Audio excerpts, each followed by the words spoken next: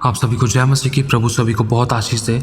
देखो, साफ बोलना, सुखी रहना, ये बातें जो अभी बताई जाएंगी, इन बातों को लेकर मुझे भी, हम सभी को करेक्शंस करने की ज़रूरत है, जो भी इस वचन को सुन रहे हैं या जो आगे सुनेंगे। खुदावन चाहता है आज हम इन प्रकार की गलतियों को छोड़ें और एक नई तरीके से नई शुरुआत करें।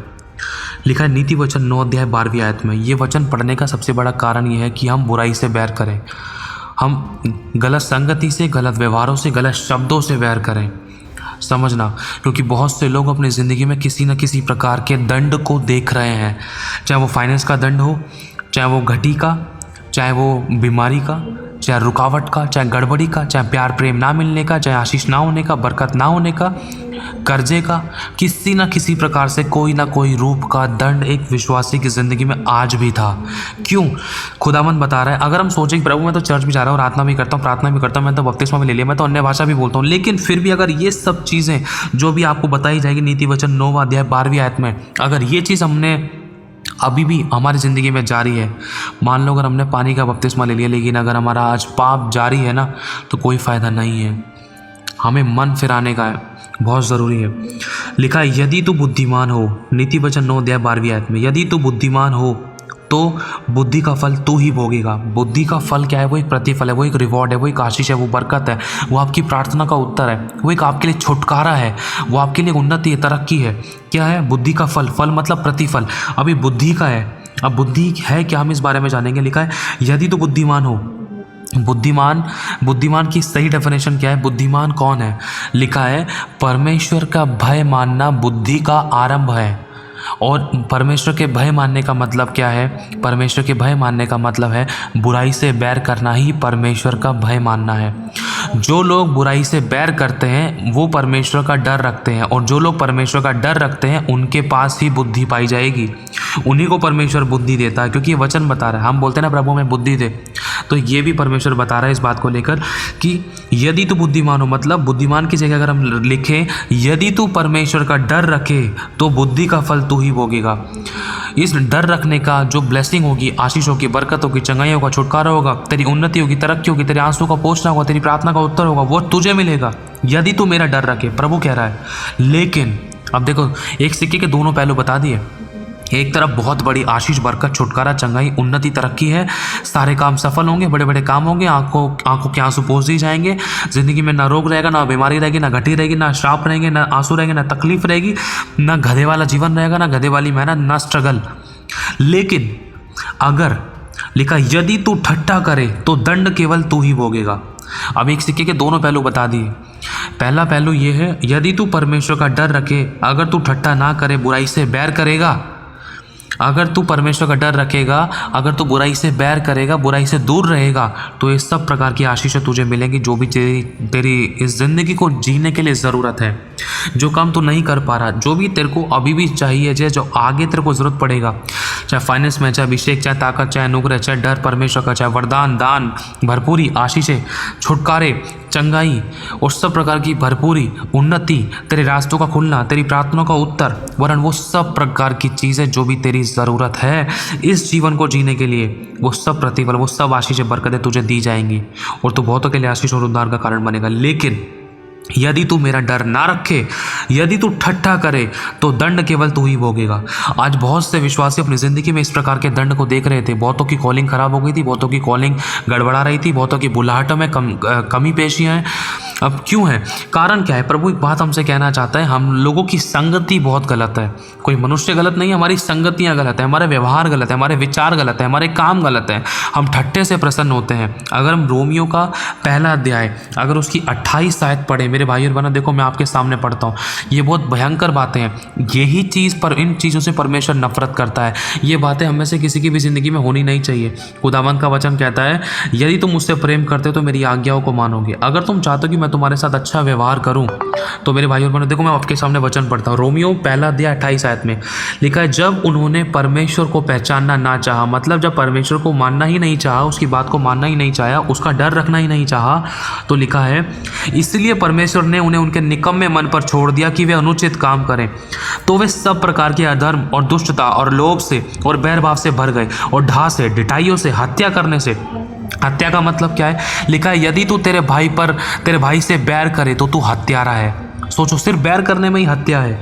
लिखा है हत्या और झगड़े और छल और ईर्ष्या से भरपूर हो गए और चुगलखोर हो गए, बदनाम करने वाले हो गए, परमेश्वर के देखने में घृणित हो गए, औरों का अनादर करने वाले हो गए, अभिमानी हो गए, डींग मार हो गए, बुरी बुरी बातों के बनाने वाले हो गए, माता पिता की आज्ञा ना मानने वाले हो गए, निर्बुद्धि हो गए। मतलब परमेश्वर का डर है ही नहीं लोगों के अंदर, वरन वो बुराई से बैर करते ही नहीं है, वरन बुराई के साथ रहते हैं, बुराई के संगति में सम्मिलित होते हैं, उन्हीं से उनको आनंद और चैन विश्राम मिलता है, उन्हीं में अपना दिन काटते हैं। गलत शब्दों में, ठट्टे में, व्यर्थ की बातों, व्यर्थ के विचार, व्यर्थ के काम, व्यर्थ की चीज़ों को देखने में, समय चुराने वाली आत्मा में समय निकालते हैं, विश्वासघाती हो गए, मया रहित और निर्दय हो गए। वे तो परमेश्वर की यह विधि और आज्ञाएं जानते थे कि ऐसे ऐसे काम करने वाले मृत्यु दंड के योग्य हैं, तो भी ना केवल वो खुद भी ऐसे काम करते थे, वरन ऐसे ऐसे काम करने वालों से प्रसन्न भी होते थे। तो सोच कर देखो, आज हमें इस वचन से अपने आप को जांचने और परखने की जरूरत है। प्रभु, कहीं मेरे विचार ऐसे तो नहीं है, व्यवहार ऐसे तो नहीं, कहीं मेरी संगति ऐसी तो नहीं हो रही है। कोई मनुष्य बुरा नहीं, कोई जानबूझकर आपके मुंह के अंदर रोटी का टुकड़ा तोड़कर नहीं डालेगा। जब तक आप मुंह नहीं खोलोगे, जब तक आप चबाओगे नहीं, तब तक वो आपके पेट में नहीं जाएगा। इसी तरीके से हमारे हिस्से का काम यह है, अगर हमें कोई गलत संगति, गलत विचार, गलत व्यवहार, गलत काम या गलत परिस्थितियाँ दिखाई दे रही हैं, तो वहाँ से कटनी काट कर निकल जाना है। अपनी अभिलाषाओं से हमें दूर रहना है, वरन ऐसी संगतियों से, ऐसी अभिलाषाओं से हमें दूर रहना है जो हमें पाप की ओर ले जाती है। चाहे वो कोई भी है, चाहे वो कितना भी वेलफिशर है, चाहे वो कितना भी प्रेमी है, प्रिय है, लेकिन अगर वो आपके अभिषेक का खराब करने का कारण बन रहा है, लेकिन अगर आप उसके साथ मिलकर अपने खुद के दंड का कारण बन रहे हो, दूसरे के दंड का कारण बन रहे हो, तो प्लीज आज हमें दूरी बनाने की जरूरत है। आज खुदावन आपको और मुझे बचाना चाहता है, क्योंकि साफ लिखा है, यदि तू ठट्ठा करे, ठट्ठा मतलब अनादर करे परमेश्वर के वचन का, यदि तू ठट्ठा करे तो दंड केवल तू ही भोगेगा। मतलब जैसी जिसकी करनी वैसी उसकी भरनी। हम बोल रहे प्रभु, मेरी बुलाहट को पूरा कर, मेरी आशीष दे, मुझे बरकत दे, चंगाई दे, छुटकारा दे, लेकिन आशीष नहीं है, कर्जा है, ये भी एक दंड है, घटी है, दंड है, बीमारी है, दंड है, और नुकसानों में धन निकल रहा है, ये भी दंड है एक। कहीं ना कहीं घर में शांति, चैन, विश्राम, प्यार, प्रेम नहीं है, ये भी एक दंड है। बरकत नहीं है, दंड है। और लोग उंगलियां उठा रहे हैं और हम खुलकर नहीं जी पा रहे हैं, हम परमेश्वर के साथ संगति भी नहीं कर पा रहे हैं, वरन इसी के साथ साथ परमेश्वर के वचन में नहीं जा पा रहे हैं, और कहीं ना कहीं बुराइयां हमें अपने पास खींच के लेके जा रही हैं, और हम हर प्रकार की बुरी अभिलाषाओं में डूब गए हैं। मेरे भाइयों और बहनों, ये चीज़ परमेश्वर की ओर से बिल्कुल भी नहीं है।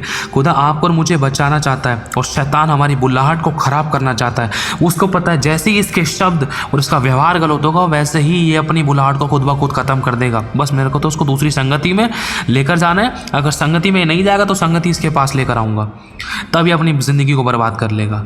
अगर संगति इसके पास नहीं आएगी तो इसके जीवन में जो भी चीज़ें हैं, फ़ोन हो गया या ऐसे रिलेशनशिप हो गए या कुछ भी ऐसी चीज़, व्यवहार हो गए, ऐसे काम हो गए, इसको उन्हीं चीज़ों को उसके सामने लेकर आऊँगा, बाकी ये बर्बाद अपने आप को खुद कर लेगा। तो मेरे भाई और बहनों, खुदा आपको और मुझे बचाना चाहता है। आज हमें जांचना है, परखना है, कितना समय चुरा रहे हैं हम परमेश्वर का, हम प्रभु का। हमने सबने परमेश्वर का समय चुराया है। कोई भी परफेक्ट नहीं है, लेकिन मेरे भाई और बहनों, खुदावन आज आपसे और मुझसे ये इच्छा रखता है कि आज हम अपने वस्त्रों को मेमने के लहू से धो लें, पश्चाताप करें, पापों से तौबा करें, मन फिराएं, गलत संगतियों से दूर रहें, एक दूसरे की निंदा करने की बातों से दूर रहें, चुगली करने की बातों से दूर रहें, और निंदा, उंगली उठाना, दोष लगाना, बुराई करना, कमियां निकालना, ठट्ठा करना, एक दूसरे को जज करने की बातों से दूर रहें। ये सब बातें परमेश्वर को प्रसन्न नहीं करती हैं, ये बातें परमेश्वर को अच्छी नहीं लगती हैं। यदि हम परमेश्वर का डर रखते हैं तो इन सब प्रकार के कामों, विचारों, व्यवहारों, बातों और संगतियों से अपने आप को बचा कर रखेंगे, ताकि हमारे ज़िंदगी का कोई भी अभिषेक खराब ना होने पाए, हमारी ज़िंदगी की कोई आशीष जाने ना पाए, कहीं हम दूसरे के चक्कर में ना गिर जाएं, कहीं हम संसार का सदृश्य ना बन जाए। लिखा है, संसार का सदृश्य ना बनो, तुम्हारे मन के नया हो जाने से तुम्हारा चाल चलन भी बदलता जाए। तो आज हमें जांचने की ज़रूरत है अपने आप को, अपने फ़ोन कॉल्स को जांचने की ज़रूरत है। हम किससे बात कर रहे हैं, अपनी संगति, चाहे चर्च में, चाहे घर के बाहर, चाहे घर में, कहीं भी किससे संगति हमारी, जिसके साथ संगति, कहीं वो अन्य जाति, कहीं वो पाप के कामों में तो नहीं लिपटा हुआ, कहीं उन्हीं के साथ हम रह कर कहीं ठट्ठा तो नहीं करने लग रहे हैं, फालतू की बातें तो नहीं कर रहे, कहीं हमारी गाल गले शुरू तो नहीं हो रहा है, कहीं हम निकम्मी व्यर्थ की बातें तो नहीं कर रहे, कहीं एक दूसरे की उंगली नुक्ताचीनी, उंगली उठाना, दोष लगाना, बुराई करना तो नहीं कर रहे हैं, कहीं हम किसी की निंदा तो नहीं कर रहे, कहीं हम किसी की चुगली तो नहीं कर रहे, चुगली सुन तो नहीं रहे, बुराई कर तो नहीं, बुराई सुन तो नहीं रहे। लिखा है, पवित्र तंबू में वो बसेगा जो किसी की बुराई सुनता भी नहीं, जो अपने पड़ोसी की निंदा सुनता भी नहीं। मेरे भाई और बहनों, खुदावन कितनी पवित्रता की डिमांड करता है, और हम बोलते हैं खुदा में आशीष दे। हमारी आशीषें रुकने का बहुत बड़ा कारण तो एक ये था, हमने खुदा के वचन को हल्के में लिया, और हम बोलते हैं खुदा में आशीष दे। हमारी गलती के कारण हमारी जिंदगी में उस दंड को देख रहे थे, जो इस पल तक भी हमें, चाहे वो प्यार नहीं मिल रहा, प्रेम नहीं मिल रहा, शांति नहीं मिल रही, चैन नहीं मिल रहा, विश्राम नहीं मिल रहा, आराम नहीं मिल रहा, छुटकारा नहीं मिल रहा, नुकसान पे नुकसान, तकलीफ पे तकलीफ, घटी पे घटे, बीमारी पे बीमारी, कड़वाहटे पे कड़वाहटे, रुकावटों पर रुकावटें, परेशानियों पे परेशानी, काम सफल नहीं हो रही, ये भी एक दंड है। क्यों? अब ये कारण आपको हम सभी के सामने परमेश्वर ने इस वचन को रखा है। आज हमें जांचने की जरूरत है, अपने मुंह की चौकसी करनी है।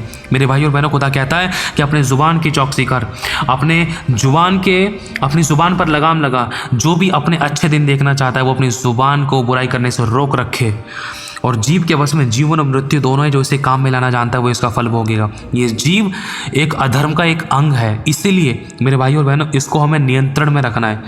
तो प्रभु आशीष दे आप सभी को जय मसीह की। हमें पश्चाताप करना है, अब तक जो खो गया प्रभु हम क्षमा चाहते हैं, हमें उठा, हमें बचा ले। मेरे भाई और बहनों, हमारे पास और है क्या कि हम कुछ खोएं? बस आज हमें पश्चाताप करने की ज़रूरत है, ताकि जो आशीष हमें आज मिलनी है वो 1 महीने बाद ना मिले। जो हमारी ज़िंदगी में काम, चमत्कार, बड़े बड़े छुटकारे आज होने हैं, जो इस हफ्ते में हो रहे हैं, जो इन दिनों होने हैं, या जो होने थे पुराने टाइम में, बीते हुए समय में होने थे, लेकिन वो अब तक नहीं हो पाए, हमारी गलती के कारण नहीं हो पाए। मेरे भाई और बहनों, लिखा है तेरे ही पापों के कारण मैंने तुझसे अपना मुँह छिपा रखा है, तेरे ही अधर्म के कामों के कारण मैं तेरी प्रार्थना नहीं सुनता। इसलिए प्रभु चाहता है आप और मैं पश्चाताप करें, मन फिरे, पापों से तौबा करें, दोबारा से उठे। खुदा कहता है धर्मी चाहे 7 बार गिरे तब भी वह उठ खड़ा होगा, क्योंकि यहोवा उसे संभालता है। अगर हम उठने की इच्छा रखते तो खुदा जरूर बचाएगा। हालेलुया। तो प्रभु आशीष आप सभी को जय मसीह की। पश्चाताप की प्रार्थना करें, एक नई शुरुआत करें।